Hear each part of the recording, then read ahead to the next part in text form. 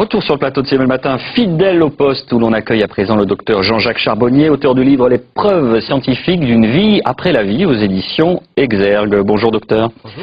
Vous êtes anesthésiste réanimateur. Ce livre est en quelque sorte un condensé à la fois de vos expériences professionnelles et de vos recherches personnelles. Alors initialement, première question, pourquoi ce livre? Pourquoi avoir besoin de preuves justement pour étayer vos théories? Pourquoi ce livre? Parce qu'il n'existait pas. Voilà. Ça, c'était une bonne réponse déjà. Les preuves scientifiques sont là. On a maintenant des preuves scientifiques médicales. La médecine est une science.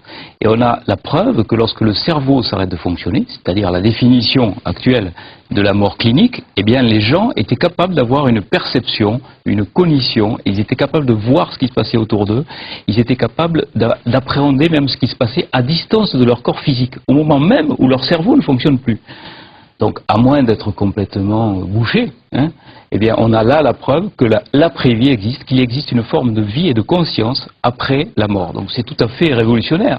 C'est quelque chose qui va bouleverser tout, si vous voulez, mais on n'arrive pas à communiquer là-dessus parce que c'est tellement bouleversant pour tout le monde que j'ai beaucoup de mal à communiquer, en particulier dans des émissions en direct. Parce que je fais relativement beaucoup de télé, j'ai fait TF1, France. Vous le dites dans votre livre, vous êtes obligé de faire des phrases courtes. Non, je vous coupe pas, mais c'est pour dire justement, pour éviter qu'au montage, vos propos ne soient... Oui, parce que ça dérange, si vous voulez, ça dérange nos sociétés occidentales qui sont basées essentiellement sur le matériel.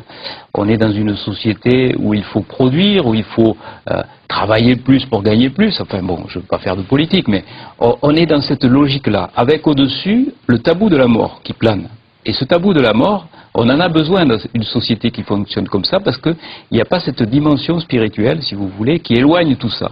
Donc on est dans une société de peur, on est dans une société où on ne peut pas parler de ces choses-là, du spirituel, parce que c'est contre nature, c'est contre la nature même du monde occidental. C'est pour ça que j'ai voulu écrire ce livre. Il y a beaucoup de témoignages dans ce livre.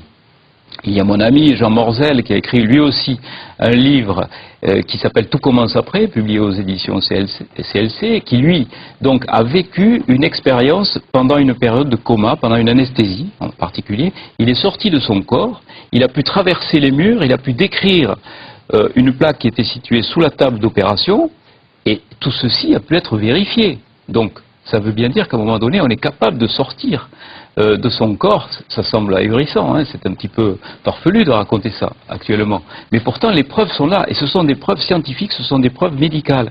Les gens, donc, avec une activité cérébrale nulle, sont capables d'avoir une perception. Et ça, bon, c'est... La question qu'on peut se poser, donc c'est ce qu'on appelle une expérience de mort imminente, la Near Death Experience en anglais, c'est cela? Oui. La question qu'on peut se poser, c'est, dans les témoignages, ils sont relativement concordants. Alors, est-ce que c'est parce qu'il y a ce socle commun de culture qui dit, même si on a perdu la spiritualité, on baigne quand même en France dans la culture judéo-chrétienne, donc ce qu'on appelle ce tunnel, cette lumière blanche, tout ça, on peut l'expliquer aussi par ce socle commun. Je me fais l'avocat des rationalistes, justement. Oui, mais vous avez tout à fait raison. Il y a un tas d'invariants. On a tout un système d'éléments récurrents. Dans les témoignages qui ne changent pas, des choses qui ne changent pas. Mais imprégné d'une certaine culture quand même. C'est un petit peu comme si vous preniez un russe, un anglais, un français, un esquimau, et puis que vous l'envoyez en Espagne. Bon, ils vont avoir un discours différent, mais on verra bien au bout du compte qu'ils sont allés en Espagne. Bon, mais là c'est un petit peu la même chose. Ils sont allés de l'autre côté, parce qu'on ne peut plus dire maintenant qu'on ne sait plus ce qui se passe après la vie, au moment de la mort, puisque ces gens sont véritablement morts quand même. Ils ont été en état de mort clinique, avec un cerveau qui ne fonctionnait plus. C'est la scientifique qui parle, c'est la définition de la mort, c'est quoi la définition scientifique? C'est une définition qui varie en fonction des limites de nos possibilités de réanimation. C'est-à-dire qu'il y a 20 ans, qu'on n'avait pas les mêmes C'était l'arrêt cardiaque, enfin voilà. Peut-être pas il y a 20 ans, parce qu'on arrivait à 40 ans, mettons, voilà. Maintenant c'est, il faut que le cerveau s'arrête de fonctionner pendant tant de minutes, je dis n'importe quoi. Oui, c'est ça, vous avez raison, il faut... pour déclarer quelqu'un décédé en réanimation, par exemple, c'est-à-dire pour le débrancher d'un respirateur, pour pouvoir lui prélever ses organes, il faut qu'il y ait au moins 2 électroencéphalogrammes plats à 4 heures d'intervalle pendant 20 minutes, en dehors des conditions de narcose, c'est-à-dire de produits qu'on a injectés au patient pour le faire dormir, ou en dehors des conditions d'hypothermie. Bon, là, ça correspond aux limites actuelles de nos possibilités de réanimation. Donc, partant de là, les témoignages que vous avez d'expérience de mort imminente sont dans ce cadre, c'est-à-dire qu'ils étaient déclarés cliniquement morts, les patients. Non, ils n'étaient pas, si vous voulez, dans cet état-là de prélèvement d'organes. Ils étaient dans un état où le cerveau ne fonctionnait plus, donc ils étaient dans un état de mort clinique. D'accord. Et rien ne dit qu'un jour, on arrivera à réanimer, vraisemblablement, on arrivera à les réanimer, ces cerveaux qui sont dans ces états-là. Un jour, dans 10 ans... Mais on n'a pas d'explication du fait que le cerveau est censé être arrêté, et pourtant ils ont cette expérience-là, ils la décrivent au retour. Parce que si vous voulez, les matérialistes, ils disent quoi? Ils essayent de trouver toutes les clés au niveau de la matière cérébrale. Hein. Ils disent que le cerveau est l'explication de la conscience. Vous dites, faites le petit pas de côté, le pas spirituel.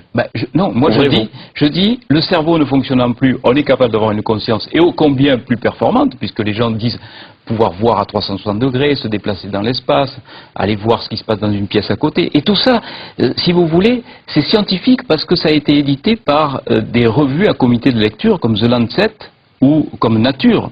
Oui, qui sont les revues les plus prestigieuses. C'est les revues les plus prestigieuses, c'est pas des revues ésotériques, mais avec ces résultats-là, on est incapable de franchir le pas pour dire aux gens, oui, il existe bien une forme de conscience lorsque le cerveau s'arrête, lorsque nous sommes en état de mort clinique. Et c'est quand même surprenant qu'on n'arrive pas à passer ce message-là. Pourquoi? Dans les cas que vous évoquez, la mort clinique, elle a eu quelle durée? Ça a duré combien de temps? Pendant combien de temps est-ce que le patient a été dans cet état? Il y a des états comateux qui ont duré des mois. Et vous avez des gens qui ont eu des expériences. Il y a eu le cas, par exemple, de cette femme qui a été opérée du cerveau. On a interrompu sa circulation cérébrale. On l'a opéré d'un anévrisme cérébral. On a fait baisser sa température corporelle très très bas. Son cerveau à 15,5 degrés. Ouais.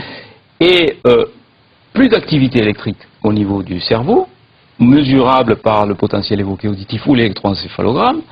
Plus aucune activité, plus aucune façon d'avoir une conscience, et pourtant, à son réveil, cette patiente décrit toute l'intervention, les instruments qui ont été utilisés, que les chirurgiens ont mis dans son cerveau, la conversation qui a eu lieu entre le chirurgien et le cardiologue qui avait voulu assister à l'intervention. Alors, elle a entendu avec autre chose que ses oreilles, elle a vu avec autre chose que ses yeux, elle a eu une conscience avec autre chose que son cerveau. C'est peut-être ça la démarche la plus difficile à accepter. Ben vous oui, êtes en train de, entre les lignes, voilà. Ça veut dire une forme de télépathie, une forme de communication sensorielle différente.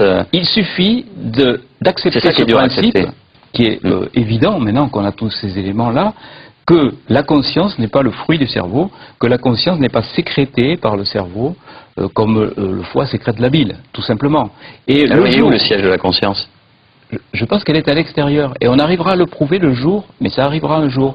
Je suis persuadé, si l'humanité est assez sage pour vivre autant de temps encore, mais d'ici quelques siècles, probablement... Si on ne se fait pas tous péter avec une bombe, vous voulez dire. Oui, voilà, on arrivera à greffer, on arrivera à greffer des cerveaux, ça arrivera un jour, et on aura la surprise de voir que l'individu qui a un cerveau greffé n'est pas un individu nouveau. C'est-à-dire, il aura l'intégralité de sa conscience et de sa mémoire aussi. Et ça, on commence à le percevoir avec, si vous voulez, autre chose qui s'appelle la vision holographique de la conscience. Tout se passe comme si notre conscience était située à l'extérieur et qu'elle soit donc par un système qu'on ignore encore, mais qui serait comme un faisceau laser qui va percuter un neurone et qui va donc donner l'intégralité de l'image et de la conscience sur n'importe quelle parcelle de neurones, eh bien voilà comment peut être conçue la conscience actuellement. Docteur Charbonnier, je vous remercie beaucoup. Je rappelle le titre de votre ouvrage. Est-ce que je peux rajouter quelque chose? Bien sûr. Donc je voudrais dire que Sonia Barkala va donner un film qui s'appelle donc Faux départ et qui va rassembler tout ça, et c'est un film qui va faire un petit peu le résumé, la synthèse de toute la connaissance scientifique sur le sujet. Merci docteur. Je rappelle le titre de votre ouvrage, Les preuves scientifiques d'une vie après la vie, aux éditions Exergue, livre que vous pourrez gagner à la fin de l'émission. Je vous renvoie, si vous avez des questions, à notre site web france3.fr et vous cliquez sur Sud. C'est le printemps, le moment où la nature est pleine de vie. Voyons ce que ça donne dans le tout petit jardin de Sophie, à peine 1 mètre carré ce matin, les plantes carpètes.